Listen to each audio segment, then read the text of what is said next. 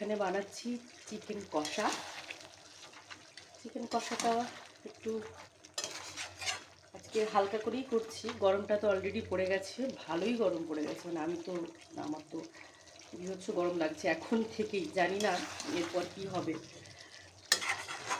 আর তোমরা জানিও তোমাদের কোথায় কোথায় যারা যারা আছো কেমন কি গরমের পরিস্থিতি, কেমন কতটা কি গরম পড়েছে অবশ্যই জানিও। আমি এই চিকেনটা একদম মানে দই দিয়ে বানাচ্ছি। মানে দেখলে হয়তো মনে হচ্ছে বিশাল মানে মশলা টশলা আছে, আমি একদমই হালকা করে দই দিয়েই বানাচ্ছি।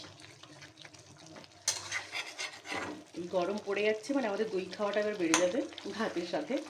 বাড়িতে এবার টক দই পাততে পারলে তো খুবই ভালো হয়, যারা পাততে পারে বা খেতে পারে তাদের জন্য তো সেটা ভীষণই ভালো। আমাকে অগত্যা কিনতে হয়, আমি জানি না বা করা হয় না, সময়ও পাই না। তো যাই হোক, সবাই ভীষণ ভালো থাকো, সাবধানে থাকো। গরম চলে আসছে, খাওয়া দাওয়াতেও একটু বিশেষত্ব আনো, খাওয়া দাওয়ার চেঞ্জেস আসুক সবার, না হলে গরমে সমস্যা হতে পারে পেটের অনেক কিছু। চলো, টাটা।